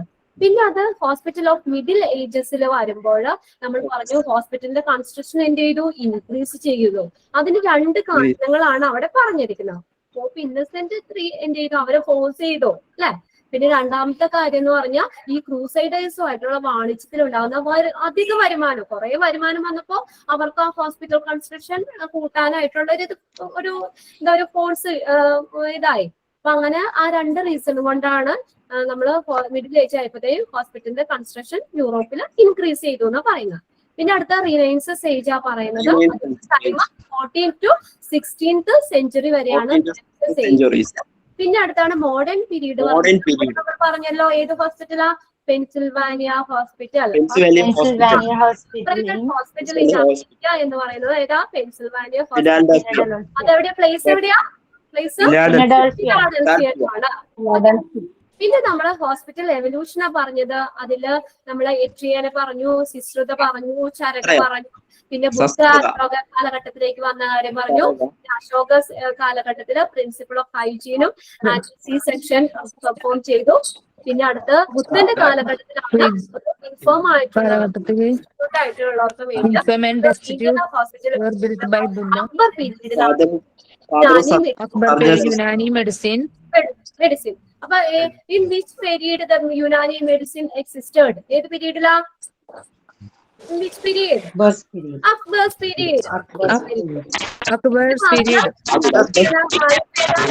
പിന്നെ അതുപോലെ തന്നെ യുനാനി മെഡിസിന്റെ ചെറിയ നോട്ട് തരാം, പിന്നെ ബാലൻസ് കുറച്ചേ ഉള്ളൂ. ഇനി നെക്സ്റ്റ് ആ ചാപ്റ്റർ പ്രിന്റ് എടുത്തവർക്ക് അറിയാം, 2 ഇതുകൂടി കഴിഞ്ഞു കഴിഞ്ഞാൽ നമ്മുടെ ആ ചാപ്റ്റർ കഴിയും. ഫസ്റ്റ് സെക്കൻഡ് ചെറിയ ചാപ്റ്റേഴ്സ് ആണ്. അപ്പൊ അതുകൂടി കഴിഞ്ഞ ഒരു മിനിറ്റ്, ഇത് കഴിഞ്ഞിട്ട് നെക്സ്റ്റ് ക്ലാസ്സിൽ ഇത് തീർത്ത് നെക്സ്റ്റ് ഇതിന്റെ നോട്ട്സ് ഞാൻ തരാം കേട്ടോ. ഇതിന്റെ നോട്ട്സ് എന്ന് പറഞ്ഞ മീൻസ് ഒബ്ജക്റ്റീവ് ടൈപ്സ് ക്വസ്റ്റ്യൻസ്, കുറച്ച് എക്സ്ട്രാ ക്വസ്റ്റ്യൻസ് നിങ്ങൾക്ക് ഞാൻ ക്ലാസ് കഴിയുമ്പോൾ തരാം. ഇനി ഒരു കാര്യം കൂടി പറയട്ടെ, ജസ്റ്റ് ഒന്ന് മ്യൂട്ട് ചെയ്തേ. അതുപോലെ എങ്ങനെയാണോ ഇപ്പൊ നിങ്ങളെ കൊണ്ട് വായിപ്പിച്ചില്ല എന്നോർത്ത് വിഷമിക്കണ്ട. നെക്സ്റ്റ് ഞാൻ പറഞ്ഞല്ലോ, ഇനി നെക്സ്റ്റ് ക്ലാസ് നമുക്ക് നെക്സ്റ്റ് ചാപ്റ്റർ എന്ന് പറയുന്നത് ബ്ലഡ് ബാങ്ക് ആണ്. അത് മുതൽ ഞാൻ കുറച്ച് പോർഷൻ എടുത്ത് ആരെങ്കിലും ഒരാളെ കൊണ്ട് വായിപ്പിച്ചിട്ടേ അടുത്തതിലേക്ക് പോകുള്ളൂ. ഇപ്പൊ ഇത് ഹിസ്റ്ററി ആയതുകൊണ്ടാണ് ഇങ്ങനെ വായിച്ച് ജസ്റ്റ് പറഞ്ഞു പോയത്. ഓക്കെ, അതുകൊണ്ട് അയ്യോ മിസ് മാത്രമേ പറഞ്ഞുള്ളൂ ഞങ്ങളെ കൊണ്ട് വായിപ്പിച്ചില്ല എന്നുള്ളൊരു വേണ്ട. അടുത്ത ക്ലാസ് മുതൽ നമുക്ക് ചാപ്റ്റർ മുതൽ നമുക്ക് റീഡ് ചെയ്ത് പതുക്കെ പോയാൽ മതി. എന്ന് വെച്ചാൽ ഹിസ്റ്ററി ആയതുകൊണ്ട് ഇതിപ്പോ നിങ്ങൾക്ക് ഇങ്ങനെ തന്നെ പറഞ്ഞു തരാൻ പറ്റുള്ളൂ.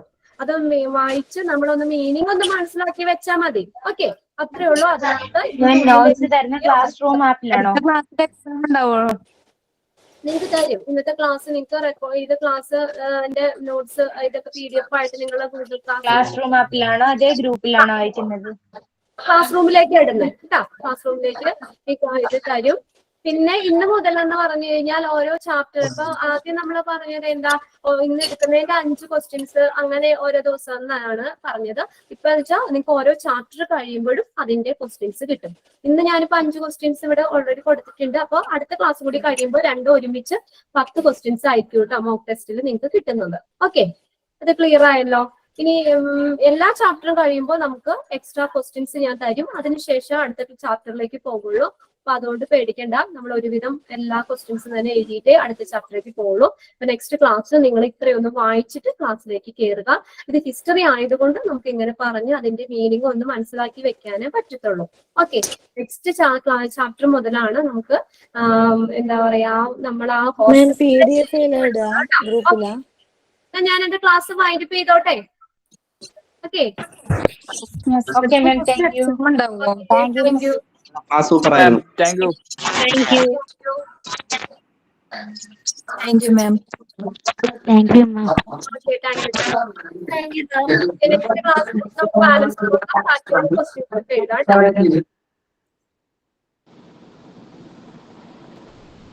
മാഡം മോക്ക് ടെസ്റ്റ് എളുപ്പമുള്ള ക്വസ്റ്റ്യൻ ആയിരിക്കുമോ?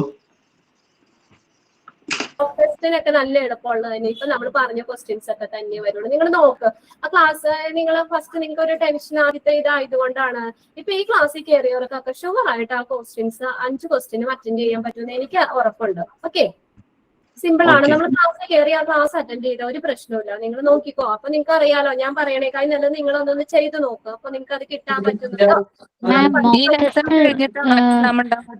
ഗൂഗിൾ മീറ്റിലാണോ വിടുന്നത്? സെൻഡ് ചെയ്ത് തരും. ഓക്കെ.